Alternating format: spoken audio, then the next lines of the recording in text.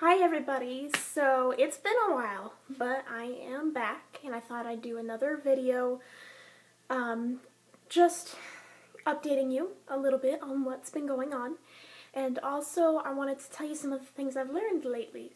So I recently started taking classes at a local beauty academy to become an esthetician. And I've learned so much, and I wanted to share some of that knowledge with you because some of it blew my mind and it was things that I had no idea about before, but now I know. So I'm going to tell you that because I think some of it, since it's helped me, it will help you.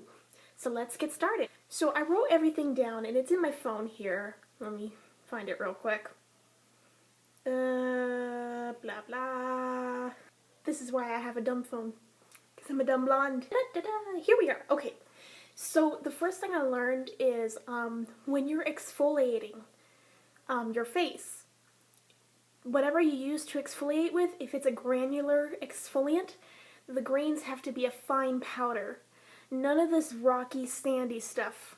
Some girls are using apricot scrub by St. Ives. That stuff is so bad for your skin. If you have it, throw it out. Here's why. The stratum corneum is the outermost layer of the skin. It's the layer that the cells are thin and discus shaped, kind of like a flying saucer. So basically, those cells are just sitting on your skin, and eventually, because they're so thin, they're gonna die. Your cells are continually dying and reproducing. But your skin needs a little bit of help, which is why you exfoliate. The exfoliation, the abrasiveness of that, will slough off whatever dead skin cells are saying, I don't want to leave. But the problem with the granular, and especially the very coarse granular exfoliants, is that they penetrate not just into the stratum corneum, but into the deeper layers of the skin, causing micro scratches. Sometimes, if they're harsh enough, they will cause micro scratches in the dermis, which is below the epidermis. Now, if you scratch the dermis, you are going to cause scarring. So if you have a lot of redness and you've been using St. Ives for a while and you don't know why the redness is there, that's probably it.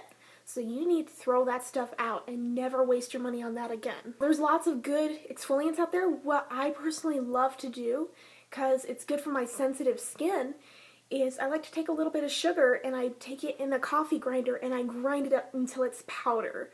And then I'll use just a tiny bit. And you don't want to rub really hard on your skin. Let the sugar or whatever exfoliant you use do its work. Your hand should just be going like this, not pressing inward towards the skin, just touching it and doing that. Another thing is that if you have sensitive skin and you would like to try to get a chemical peel, keep in mind that a chemical peel is not going to solve all your issues. Now, however, there is certain kinds of chemical peels you can get, and technically they're not actually chemical peels, they're called chemical exfoliants. In other words, you will not peel when using them, but they will remove layers of skin. They are made out of enzymes. Now, the cool thing about an enzyme is that it kills only it doesn't kill what's dead, but it removes from your body only what's dead. So you put that on your face, it will not touch the living skin cells. So you don't have to worry about scarring or about irritation. It's so good for sensitive skin. I haven't tried it yet, but at this academy they are going to do it on me. I am so excited. And my instructor who's going to perform it, she is also sensitive skin and she uses it on herself, so I trust her. And I can't wait to try it, and I'll let you know how that goes. While we're on the subject of chemical peels and chemical exfoliants, there's something you should know. If you're getting a chemical peel or a chemical exfoliant, or really any skin surface in general, the service technician is going to tell you you need to mask and you need to use sunscreen and you need to do this and, fill in the blank. You have to follow their instructions. Here's why. So, this girl gives you a chemical peel. And she says, okay, here's what I need you to do. I need you to mask twice a week, and I need you to not exfoliate throughout the week. I need you to not go tanning, I need you to wear your sunscreen.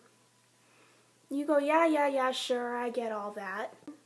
You show up the next week, and you're thinking to yourself, she won't be able to tell that I went suntanning. It's summer, for crying out loud, I'm gonna go suntanning. She can tell. Oh, can she tell? What's more, she will not be able to do your chemical peel that day, because if she does, that chemical peel will go deeper than the skin, and it will inflame your already inflamed skin. Oh, maybe it doesn't feel inflamed, because you're used to tanning all the time, but it is. What can happen is, even if you don't feel the inflammation when she puts the chemical peel on your skin, it can cause post-inflammatory hypo or hyperpigmentation. Hypo or hyperpigmentation is when your skin gets either really dark blotches on it or really light blotches. You can get, it depends on the person and on their genetics and on their melanin level. But they could cause that. So basically, it's reversing the effect of the chemical peel. The chemical peel becomes a bad thing at that point. So if you follow their instructions and you do mask and you do not exfoliate and you do stay out of the sun, and if you go out in the sun, you put on a sunscreen, you do follow all their orders, then for the series of their chemical peels, everything's going to turn out normal. And you'll get the best result from that you can get. Otherwise, you're just wasting your money. And while we're on the subject of sensitive skin, did you know that there is such a thing as skin that did not begin out as sensitive but became sensitized from using bad products? There is such a skin condition, ladies and gentlemen. I have always had sensitive skin. However, the last 3 years or so, it has become more sensitive. Why? Because I've been going online and using all these DIY skincare remedies. Not that they're bad, but some of them just aren't good for sensitive skin. For example, salt. Yeah, salt is great for some people, not for sensitive skin. If you're sensitive, just don't. Sensitized skin is something you really do not want to develop because, let me tell you, it is a pain. Don't ever develop sensitized skin. How can you avoid it? Make sure you're using products that are appropriate for your skin type. Like I said earlier about the apricot scrubs, avoid the apricot scrubs and avoid the exfoliants that have really grainy, scratchy, coarse texture. You want fine powder. If it's not a powder, don't use it. And wear your sunscreen. Ladies, wear your sunscreen. A buildup of sunburns can cause sensitization as well. So can the wrong products. For example, if you're using something because supposedly you have oily skin because you saw a little bit of shininess on the nose, which is normal by the way, then you need to stop using that because maybe your nose is matte, the rest of your face is getting all dry. And then the rest of your face, because it's not protected, is accepting the free radicals from all around, and it's getting irritated and sensitized. Your face can be different all over. The middle is usually kind of oily, the outside is usually kind of dry, but that's not always the case. I know sometimes I get oily right here, and I'm dry right here, and I'm oily again sometimes you need to layer things. For example, use an oil-free lotion here, and then a moisturizing lotion here. Or if your skin is not that dramatically different, you could take your lotion that you'd use for normal everyday, say a moisturizing lotion, and focus it mostly here and then spread it to the rest of your face. And beware of diagnosing yourself with a skin condition. For example, if you have a pimple, that's a pimple, hun. That's not acne. And if you have cystic acne, say it's all over your face, it doesn't necessarily mean you're oily. If you have cystic acne, it could mean you are very, very, very dry. And it could mean your skin needs moisture, which is why your sebum glands have gone on overdrive to protect your skin. That could be another thing. Maybe your skin is going, protect me. So your sebum glands are kicking in there because your sebum will protect your skin. And maybe you need to make sure you're wearing lotion. Skin is so susceptible to so many things. When you're washing your face at night, especially after wearing makeup, you need to wash it twice. First, to remove the makeup and any debris. Second, to clean off the excess sebum. and to go deeper into the pores to remove whatever bad stuff is sitting in there. Now, in the morning, however, your skin has developed overnight a protective barrier of oils. Overnight, it's healing itself with these oils. It goes, whoo, now she's resting. I can have time to work and do my thing. So if you wash your face twice in the morning, you're stripping your skin of that protective barrier. Now, that may not be such an issue to the oily types, but to people who are sensitive like me, I almost never wash my face in the morning. What I do is I take a wet, cold cotton pad, not too cold, and I wipe it all over my face. The cold water will remove any stuff lying on the surface, but at the same time, it will help calm my skin, calm the puffiness there might be, and it will leave the sebum in my skin. Now, if I do feel excessively dirty in the morning, I will cleanse once. I will never cleanse twice in the morning. Ladies, never, ever, ever pop a pimple. Now, we all know this, and I know some of us do it. I've done it before. There's something that's kind of aesthetically pleasing about it. For some stupid reason. Just don't do it. I can show you scars I have. A lot of this pinkness, some of that's blush, but down here, you probably can't see it. There's a whole bunch of scars right around here.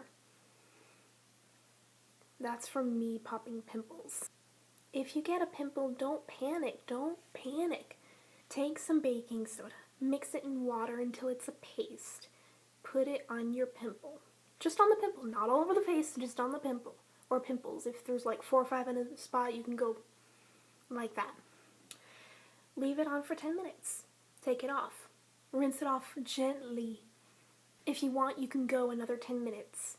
I wouldn't recommend doing that more than 3 times.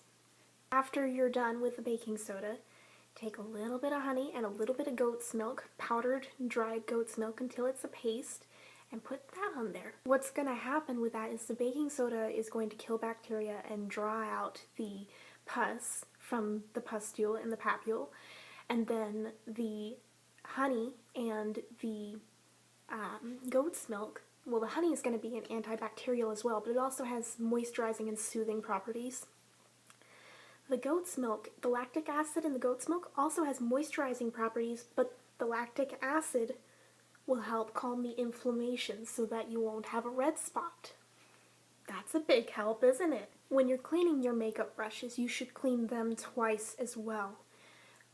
You should clean them first to remove all visible makeup and debris. And when I say visible, I mean when you're rinsing it, after you've washed it, you should be able to rinse it without any more foundation falling out of that brush. Now, when you're done washing it, if you still have stuff falling out, you need to wash it again. And that's before you disinfect it.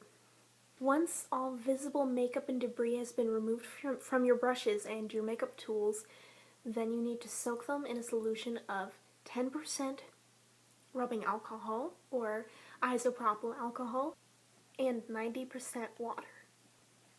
Soak it for 10 seconds and bada bing, bada boom. Let them dry and you're ready to go with your makeup. Probably the most important thing I've ever learned at beauty school is that beauty truly does come from the inside. That's not just a cliche, girls. I have seen physically beautiful people at the academy. I've also seen emotionally and mentally and spiritually beautiful people. I've grown to be able to see the difference.